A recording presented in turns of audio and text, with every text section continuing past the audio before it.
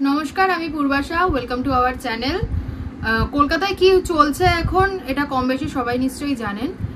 আমার কাছে কিছু তথ্য রয়েছে যেগুলো অনেকের কাছেই থাকতে পারে, কিন্তু অনেকে হয়তো শেয়ার করছে না, কিন্তু আমার মনে হয় আপনাদের সঙ্গে শেয়ার করাটা উচিত। সেই বিষয়ে আজকে কথা বলবো।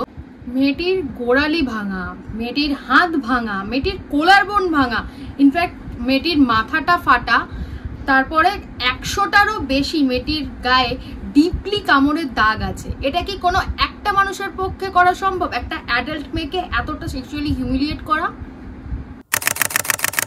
কলকাতার নামকরা হসপিটাল, নাম হচ্ছে আরজি কর।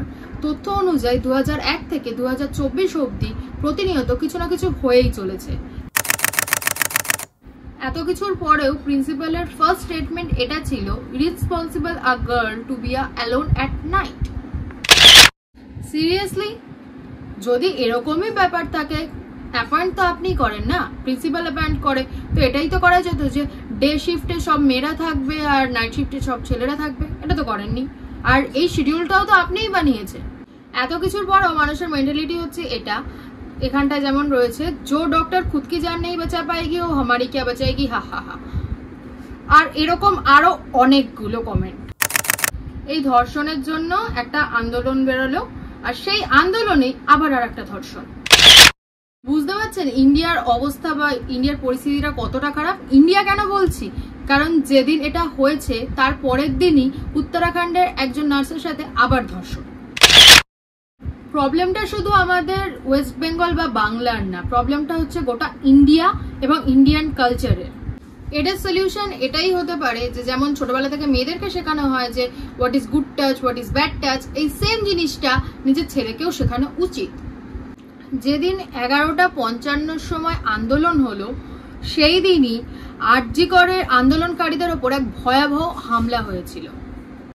हजारों के संख्या में ये मॉब आया है, हम लोग पे अटैक भी किया है और इनका मेन टारगेट है कि जो भी एविडेंस है उसको टैंपर किया जाए।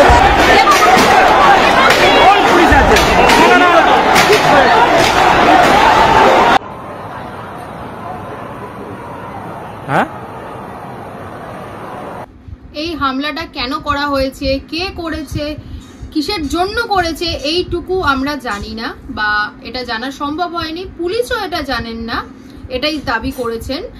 কিন্তু এই হামলাকারীদের মধ্যে থেকে 30 জনকে ধরা হয়েছে, পুলিশ তাদেরকে অ্যারেস্ট করেছেন। আন্দোলনের পর থেকে কিছু ভয়েস বেরোচ্ছে বা ভয়েস লিক হচ্ছে।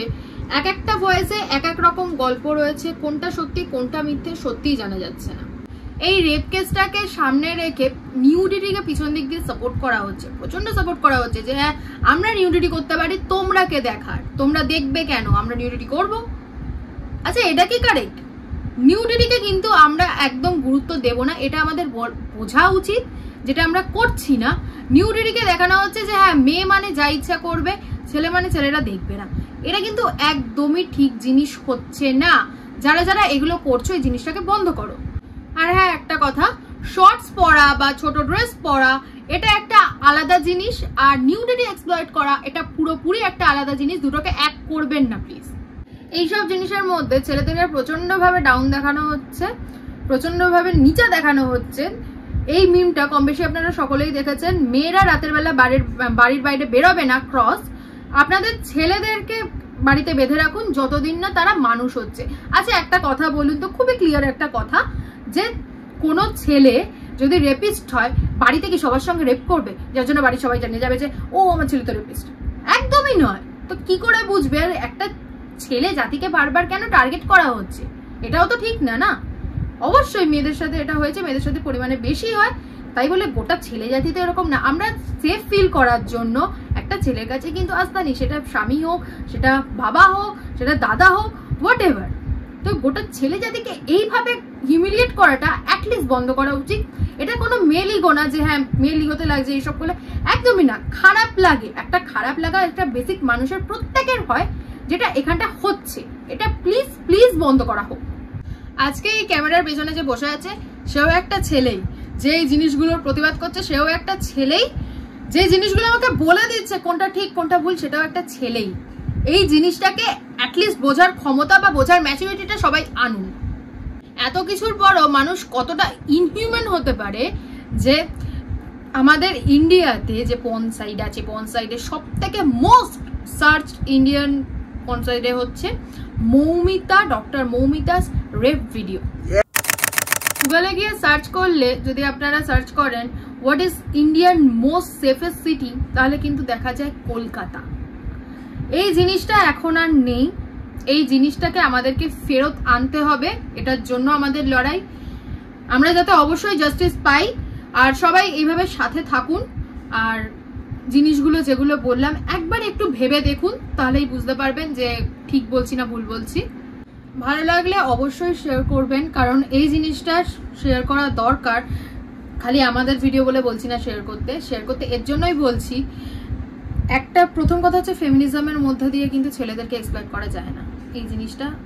সেকেন্ড হচ্ছে কি কি ভুল জিনিস আছে এগুলো লোকের জানা উচিত, এর জন্য বলছি শেয়ার অবশ্যই করবেন। হ্যাঁ, আর যদি আপনারা বলেন আমরা পার্ট 2 আনবো, এখনো এমন কিছু তথ্য আছে যেগুলো আমরা আনিনি সামনে, অবশ্যই আনবো। আপনারা যদি কমেন্ট করেন আমরা আনবো। আজকের জন্য তাহলে এখানটাই বন্ধ করছি, ভালো থাকবেন।